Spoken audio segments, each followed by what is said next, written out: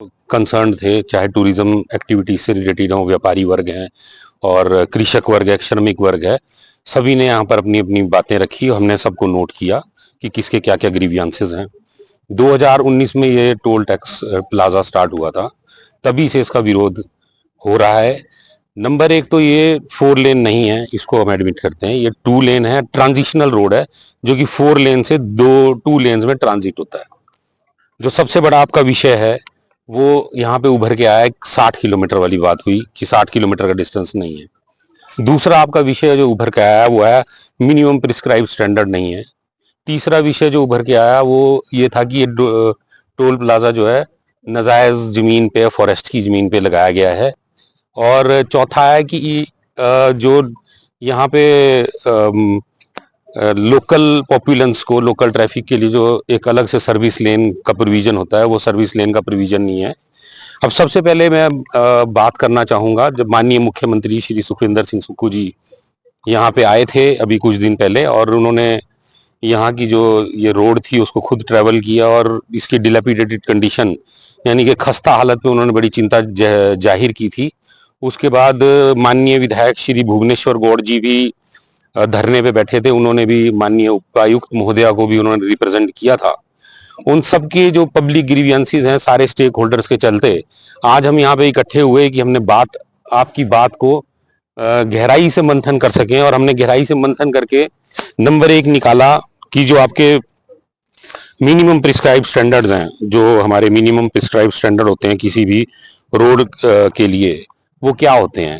जो एनएच के नॉर्म्स हैं, इनका जो है आपका national highway fee determination and collection rules चलता है 2008 में जो बना, इसके हिसाब से जो कैरेवेज जो रोड के बीच में है वो 7 मीटर होना चाहिए, 1.5 मीटर के उसके शोल्डर होने चाहिए, 1-1 मीटर का अर्थरन एरिया होना चाहिए। ठीक है जी। उसके साथ जो है वो पूरा का पूरा बिटुमिनियस हो या फिर कंक्रीट वाला हो, और उसमें जो ट्रैफिक चले तो वो स्मूथ, इवन और फ्री फ्रॉम पॉट होल्स और क्रैक्स हो। जो प्रॉपर ड्रेनेज सिस्टम है वो मेंटेन करना जरूरी है जी। और कोई वाटर लॉजिंग नहीं होनी चाहिए कहीं पे भी, और जिससे किसी किस्म की एक्सीडेंट या इसकी, फिर साथ में जो आपका लाइन मार्किंग्स वगैरह प्रॉपर होनी चाहिए, साइनेजेस होने चाहिए, एज मेकिंग प्रॉपर होनी चाहिए, उनका ज्योमेट्रिकल डिजाइन ऐसा होना चाहिए कि जो प्रॉपर रेडियस है, जब मोड आता है तो उस पर एक सुपर एलिवेशन हो और जो आपका रोड बिल्कुल क्लियरली विजिबल हो, क्रैश बैरियर्स हो, रिफ्लेक्टर्स लगे हों, रंबल स्ट्रिप्स हो, और आपका जहां पे सर्विस लेन का प्रोविजन हो सर्विस लेन हो, और जो आपका क्रॉस करने के लिए जो ब्रिजेस बनते हैं, road cross bridges, over bridges वगैरह सारे लगे हों। ठीक है, इन सब का प्रोविजन हो।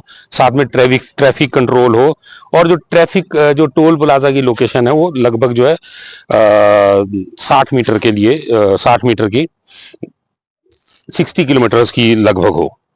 तो ये हमारे पास आए। अब जो इनका रूल 3.2 बोलता है, वो बोलता है मिनिमम प्रिस्क्राइब स्टैंडर्ड क्या यहाँ पर है या नहीं।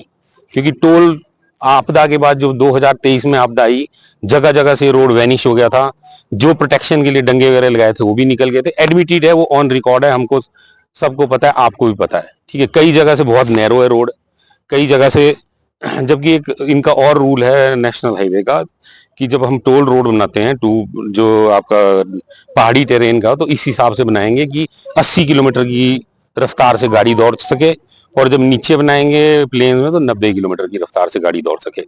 तो हमको डिटरमिन करना है, जो हमारे को ऊपर से निर्देश भी हुए हैं, कि ये डिटरमिन करना है कि लोगों की प्रॉब्लम में कितने परसेंट की जेन्युइननेस है, कितने परसेंट इनजेन्युइन है वो।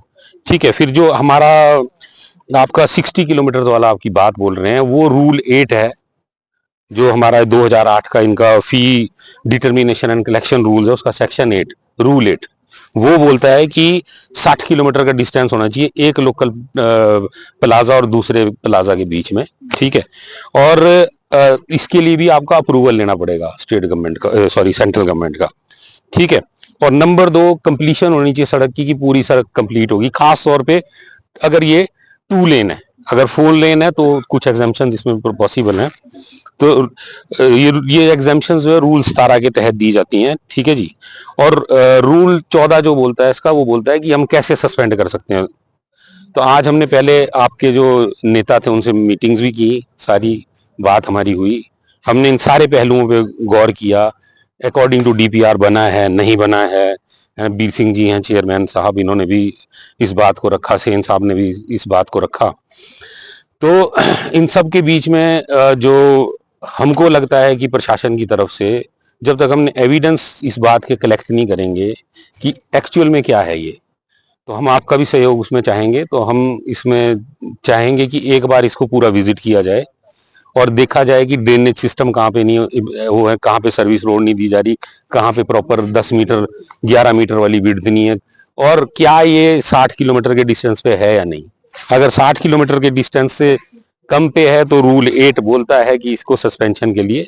एंड सेकेंडली एक और भी इसमें जो रूल्स बोलते हैं हमारे, उसमें ये भी बोलते हैं कि फ्लड या लैंडस्लाइड से या आपदा वगैरह आ गई हो कभी, ठीक है, या फिर आपका पब्लिक आउटक्राई हो बहुत ज्यादा, ठीक है, या फिर आपका मेंटेनेंस प्रॉपर नहीं हो पा रही हो या कोई और कारण हो, तो इस कारण से भी जो केंद्र सरकार है इन कारणों को भी अपने दिमाग में रख के केंद्र सरकार समक्ष है कि वो इसको सस्पेंड कर सके टोल प्लाजा को, प्रोवाइडेड की जो स्टेट गवर्नमेंट है वो पूरे एविडेंस के साथ उनके साथ केस प्रस्तुत करे।